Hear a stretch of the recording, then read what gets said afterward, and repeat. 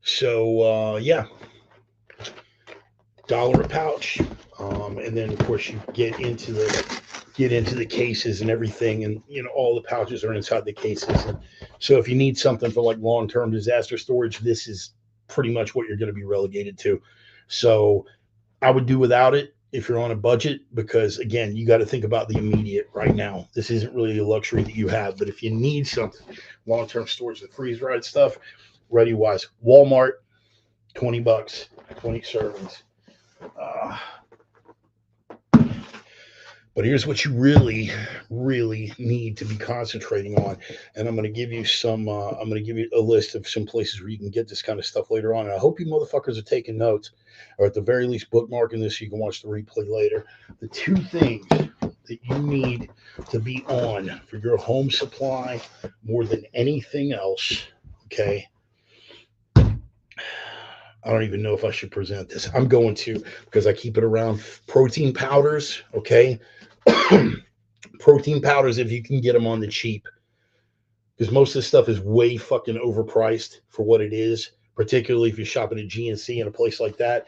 I forgot to bookmark it, but I'll give you this: supplementhunt.com. Supplementhunt.com. They have they have like 4-pounders like this that are on clearance, whatever, a flavor that didn't sell or a particular brand that didn't really move, whatever. They've got these on the cheap. Again, supplemental protein, because you don't know when you're going to be able to get eggs. You don't know when you're going to be able to get meat. And the great thing is, when I get over to this bulk grain stuff here in a second, this will make even more sense to you. Supplemental protein is always good, and I do keep plenty of that even out here on the road.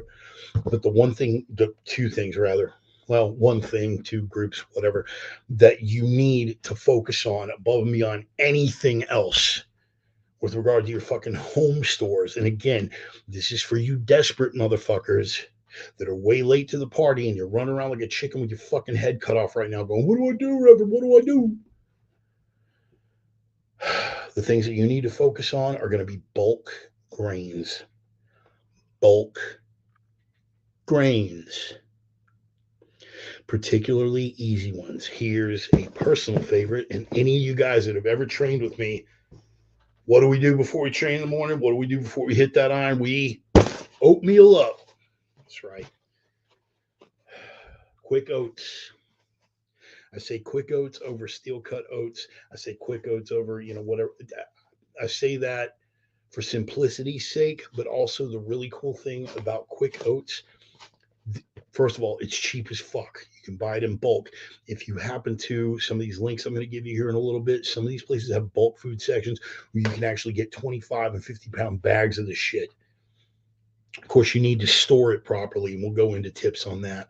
But you need to be stocked on oats. You need to be stocked on rice. I have roughly 500 to 600 pounds of jasmine rice in my main stores. And even out here on the road, I've got 50 to 100 pounds handy all the fucking time. It's cheap. In fact, this jasmine rice is only about $1 a pound because I'm a fucking rice snob. Yeah, I'm kind of a dick that way. You can get long grain rice if that's your thing. Get comfortable with rice and sauces. You won't believe how far you can take yourself and not get bored with the food. And again, what's it going to keep you from doing? Starving to fucking death. Go to an Asian grocery or a Costco or a Walmart. But if you're going to get jasmine rice, definitely go to the Asian grocery. You can buy these in 50 and 100-pound bags. And the thing about this, unlike oats, which need a little bit of tending, white rice doesn't go bad. You can stick this in a plastic fucking water jug, also available at Walmart on the cheap. Plastic jug's only there to keep the fucking bugs out. And just leave it in there. You can throw in some O2 absorbers if you feel like it. It's not necessary as long as you don't get moisture in there. Bulk grains. I lean towards the rice because it's nutrient calorie dense, because it's not bad for you. It's just rice like that, as opposed to the processed stuff that I showed you earlier, those little packets. But let's get back to the oats for a minute. The really, really, really cool thing about the oats, lambs eat oats and does eat oats and little lambs eat ivy. Never mind.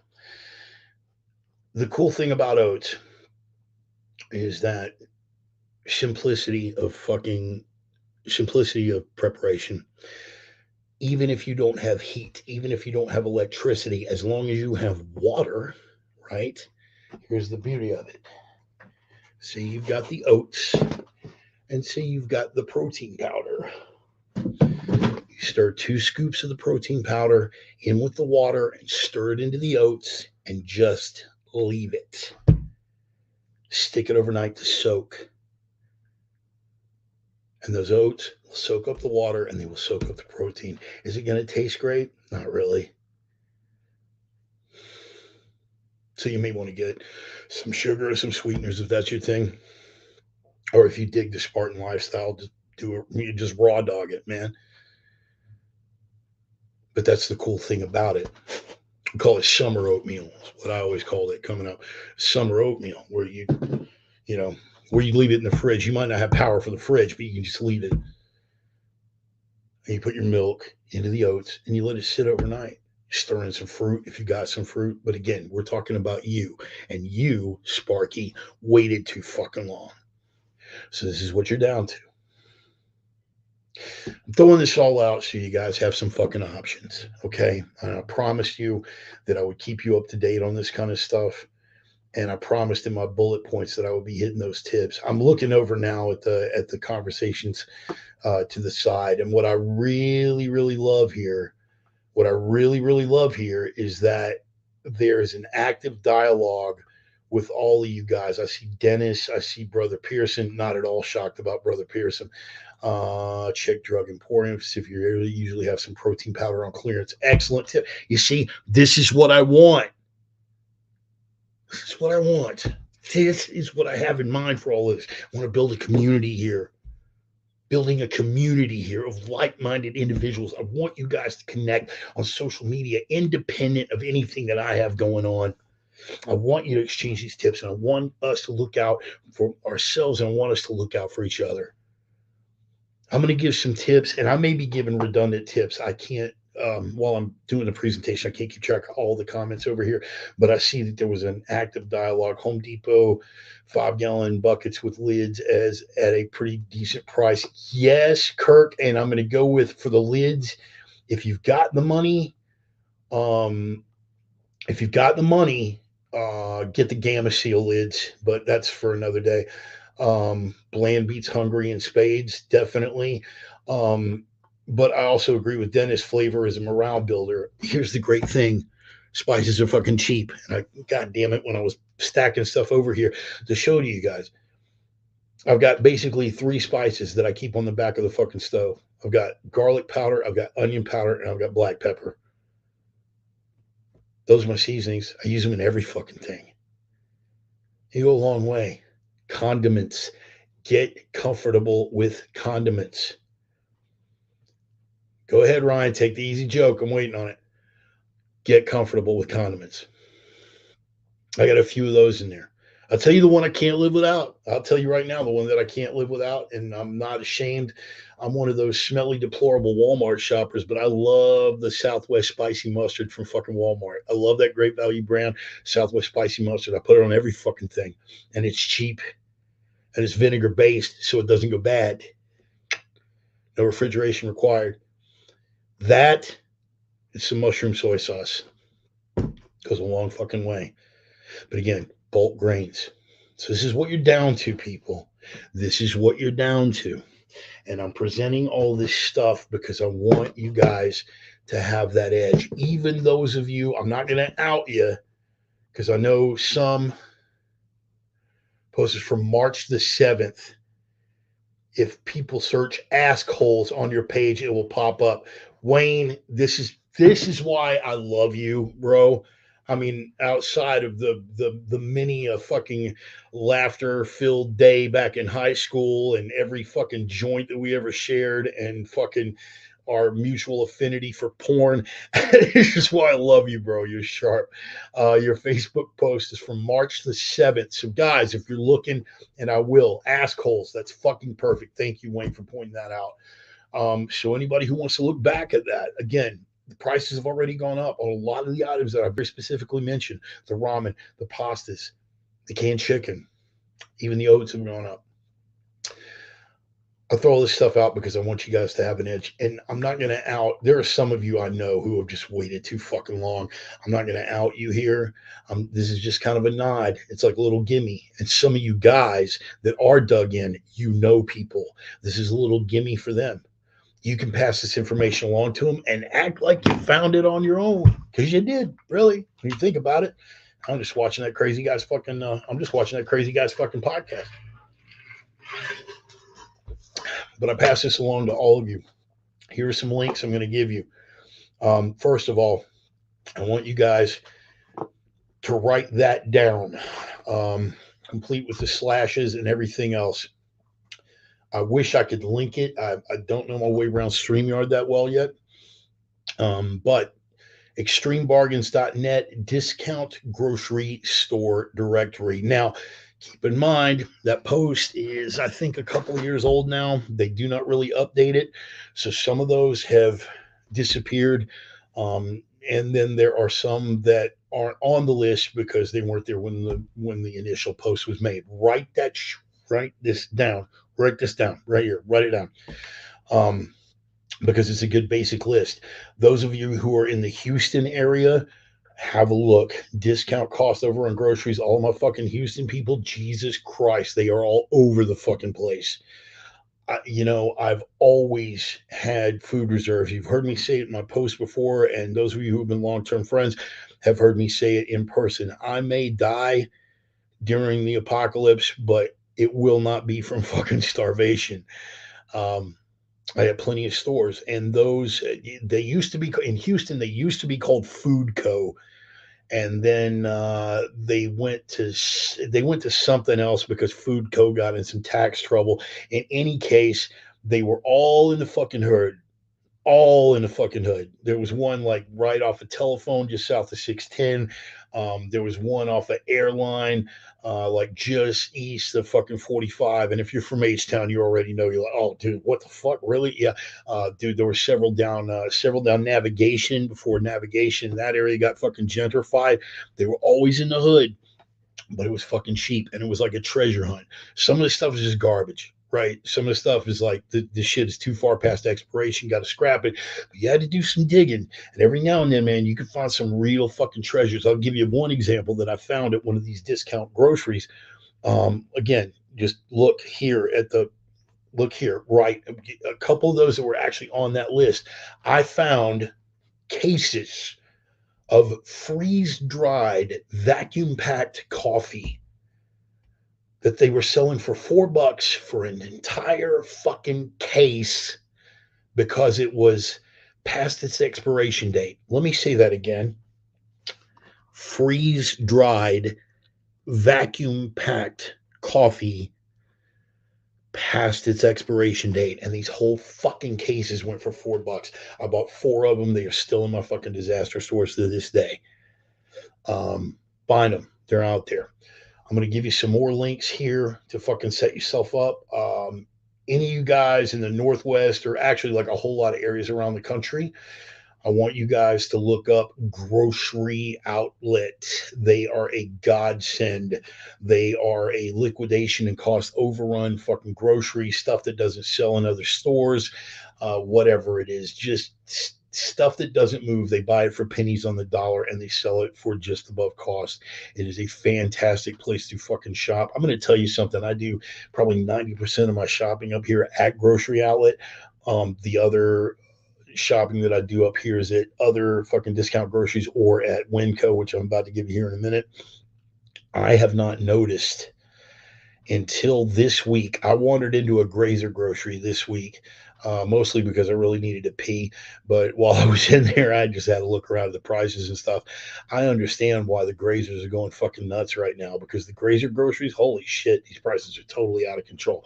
Grocery outlet hasn't fucking gotten that far down the food chain yet.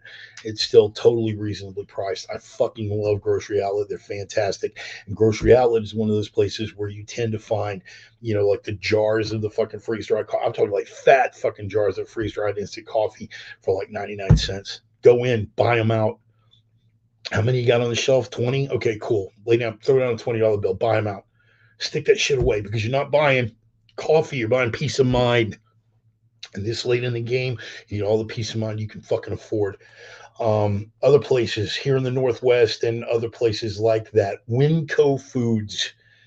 Not only do I get behind them because they are employee owned, and I mean they're right along that Costco model where they take really good, fantastic care of their fucking employees.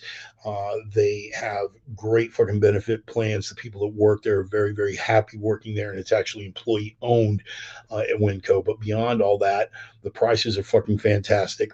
You can find a ton of really good specials there at Winco, but the main thing for Winco is their bulk foods section. Holy fuck, it is one stop shopping for those fucking preppers on the fly. Their bulk food section, they have everything from different grains to different beans to different, I mean, to honey, right? Honey and fresh ground peanut butter, like literally fresh ground, as in the grinder will work and work that into a paste while you're sitting there with your container underneath it. They have locally sourced, fucking unfiltered, unpasteurized honey in their bulk food section. They have 25 and 50 and 100-pound bags of rice, about four different strands of rice, and what else? Oats, like the quick oats that we were talking about, big bulks of that. They sell the buckets, and they also sell the Gamma Seal lids. Look into Gamma Seal lids, you will understand. But their bulk food section is fucking fantastic. All my guys down in Texas, you know where I'm going, man. Herbert E. Butts, HEB Grocery. They're a grazer grocery. They really are. I mean, in the final analysis, they are a grazer grocery. However, having said that, they're a really fantastic grazer grocery. Their prices are spot on. You can find some fantastic specials, and some of them actually have bulk food sections. So my guys down in Texas, you're very, very lucky about that. If you have to shop at a grazer grocery, go to a fucking HEB. They're fantastic. Just my little nod to the Lone Star. Because I know if I hadn't made it, all of my Texan guys would be going, "Come on, dude. What about HEB, bro?" No, I'm sorry. That's I can't do Texas in a fucking California voice. That just doesn't add up. All my Texan guys will be like, "Boy, you better give us a shout out, or we'll fucking put a bullet in your ass." All right, there you go. A little bit better. Here's another thing that I'm going to say for those of you who have freezers. And if you don't have a freezer, why the fuck not? Um, well, for one thing, because power goes out, and I understand this. But for those of you who can secure it, and for those who it is a luxury, um, this Craigslist. Get with your local farmers.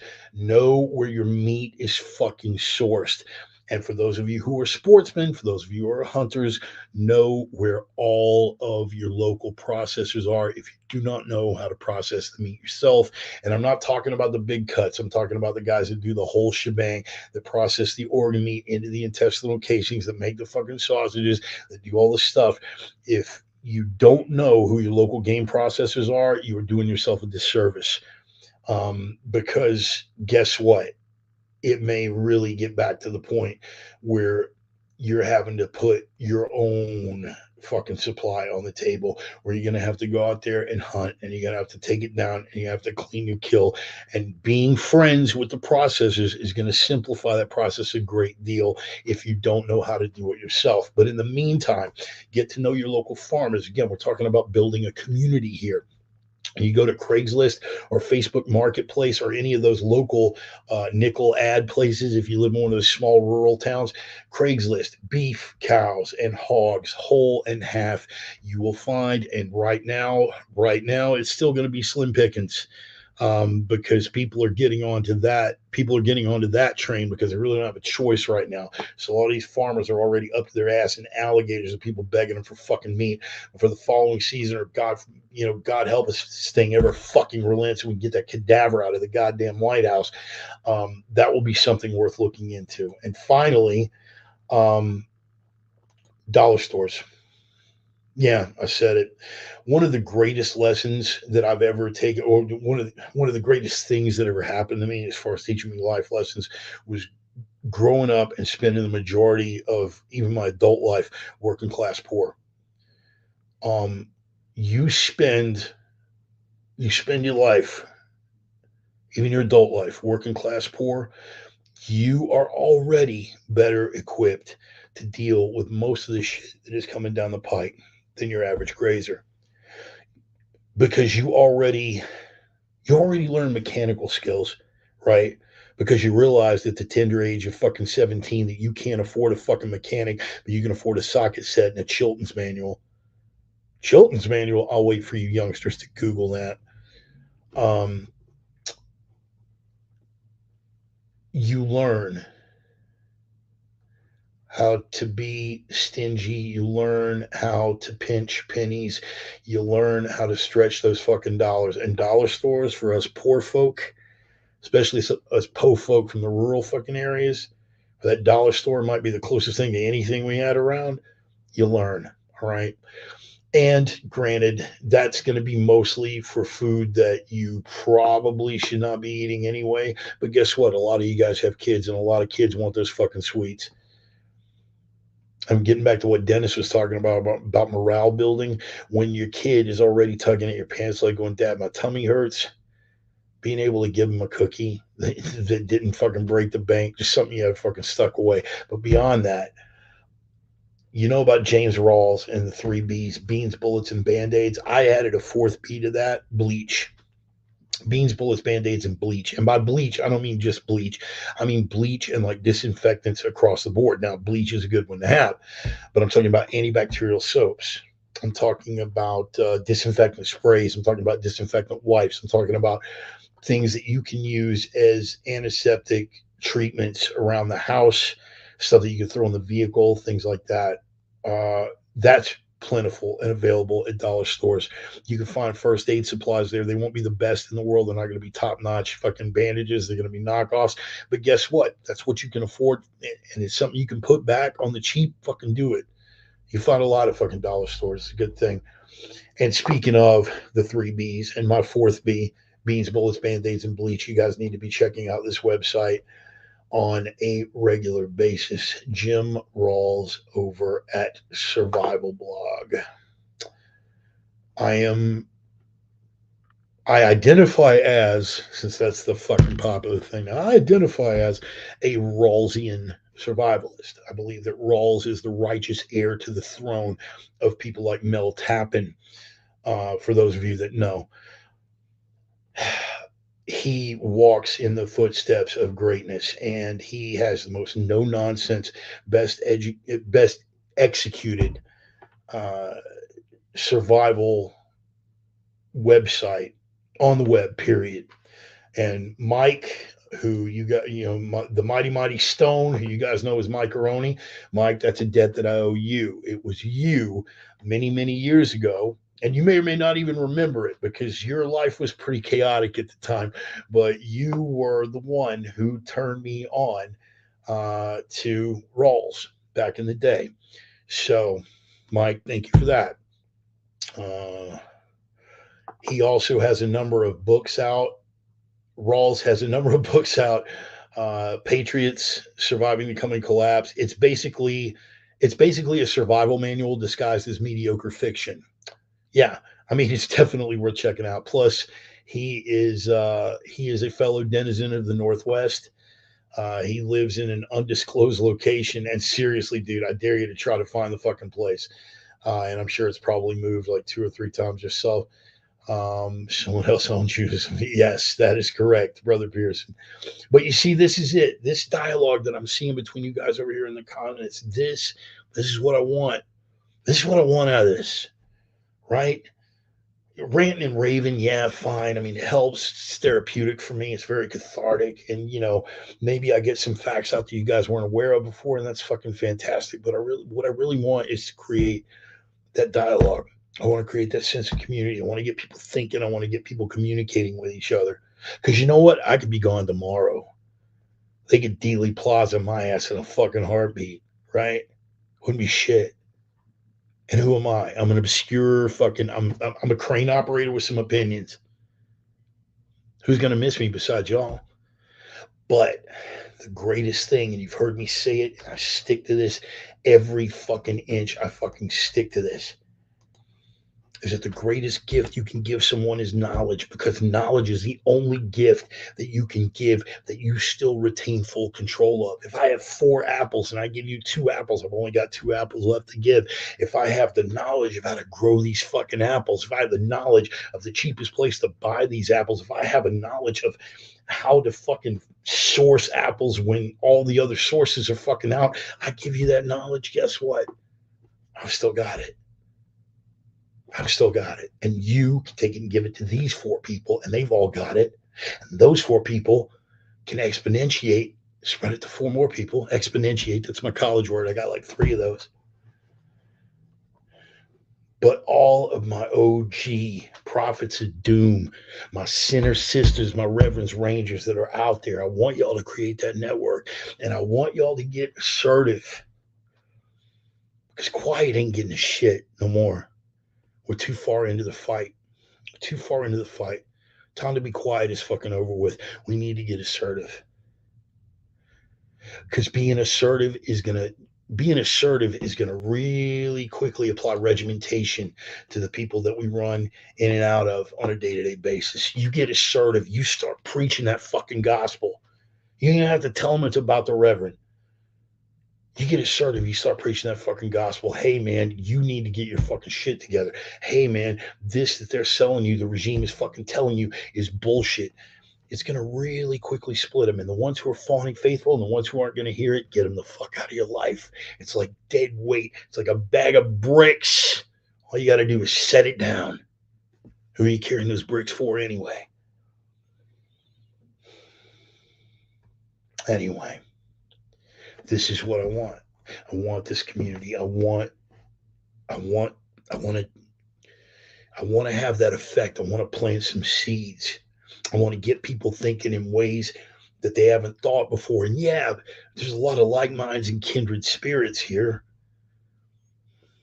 But nobody's gonna Tucker Carlson me. None of you guys. There's not one fucking person on this goddamn feed that's gonna be like, yeah, you know what? I'm not gonna think for myself, dude. I'm just gonna let the Reverend do my thinking. None of you are gonna do that. Not fucking one. Because the main thing I'm fucking pushing here is to fucking think critically, is to fucking break through the noise that they're constantly putting in your face and find the fucking signal. And that's something you have to do on your own. Again, I'm just a crane operator with some fucking opinions. I'm not a fucking guru, and I'm wrong on plenty of shit. One thing that Brother Sunny said early on, I was fucking training with him in that classic Sunny way. I can't really do it because I haven't enough coffee. But anyone who says my way is only way, walk away. I mean that. I do not exempt myself from that fucking equation. You guys are not going to disagree with me, or not going to agree with me, are not going to lockstep in ways that I'm fucking preaching. Yeah, there's plenty of shit we're going to disagree on. You guys might be 100% with me right up to the point where I mentioned tranny porn, and then it's like, whoa, hey, whoa, start pulling, whatever it is, man. Everybody's got their hot button. Kidding aside, the point that I'm trying to make is all of you guys are thinking for yourselves. Y'all aren't going to agree with each other. Y'all aren't going to agree with me. But I just want to plant those seeds and get people thinking. This is what works for me. I hope it'll work for you. The difference between being evangelical and dogmatic. Been over that before, right? Evangelical is, I went to prison. I found Jesus in prison. I think it's worked miracles in my life, and I think it'll work for you too. And I want to share it with you. That's evangelical. Dogmatic is, I found Allah in prison, and Muhammad is the only way, and you were an infidel, and you need to be killed. Come on, Sparky X. You feel me? I know you feel me on that. I get evangelical about some stuff. That's why they call me the Reverend. Never be dogmatic. I want you guys thinking for yourselves. I don't need a list full of sycophants. I want strong motherfuckers to think on their own and aren't afraid to push back on me and confront me and go, Bart, you know what, you got it wrong on this one. Plenty of you have privately, few have publicly. Areas that we disagree, and that's what I want. I want this dialogue. I'm going to leave you with this. And the reason why we don't get fucking black pilled around here, everything that I'm saying about the dangers of their fucking overreach, shaking people off the fence onto our side, the more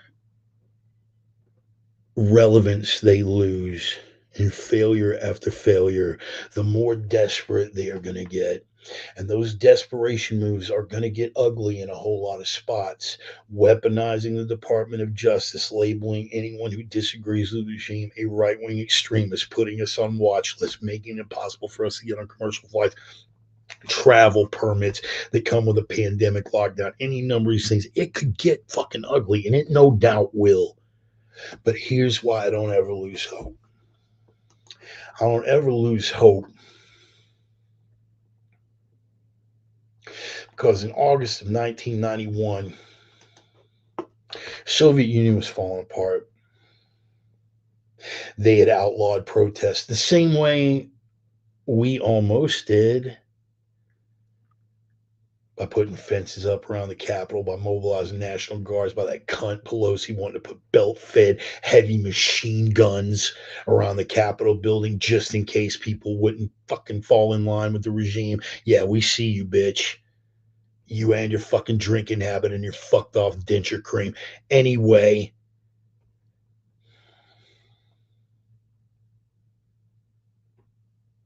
Yeltsin said, fuck that. There will be no fucking protesters. All the old communist Soviet hardliners said, fuck that. There will be no protests. And you know what they did? They rolled tanks.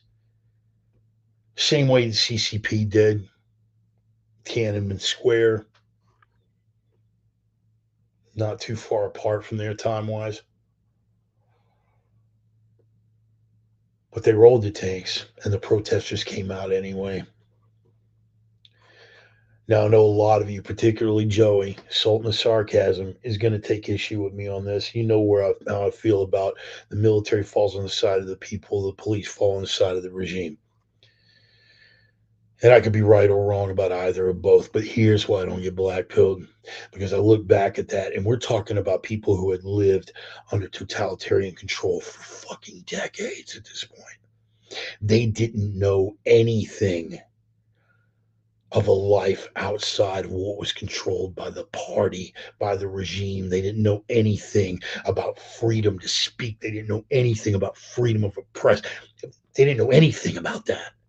And yet, when they got pushed, when the government had lost its relevance and overextended its grasp, and the regime had lost all fucking semblance of anything approximating power, the one thing that they had was force. The one thing that this regime is going to be force.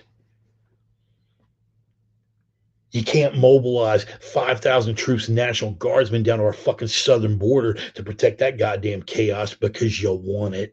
But you can put 5,000 around the fucking U.S. Capitol building to deny people proximity to their own fucking government. You know, that government of, by, and for the people. Yeah. You can put troops around that. You can ask for machine guns around that, put fences around that. Yeah, at the end of the day, all the regime's going to have is force. Bet your ass they will resort to it. But here's why I don't get black pilled, because Yeltsin and all the communist hardliners, they said, open fire. take them down. And do you know what the Russian troops had to say about that? Including Spetsnaz units, combat hardened Spetsnaz units that had taken bodies in Afghanistan, that had taken bodies already in fucking Chechnya, that had taken the bodies of Soviet citizens in some cases. Yeltsin gave the order to fire, and they said no. They said fucking no. Because at the end of the day, their duty, quote unquote, to the party, to the regime, did not override their humanity. We can take lessons even from behavior that was universally condemned during Hurricane Katrina. Half of the NOPD walked off the fucking job in the middle of that goddamn chaos. Why? Because at the end of the day, they had to protect their fucking families. So much for their duty to the fucking state, to the party, to the regime. And there'll be plenty more of that when the day comes here.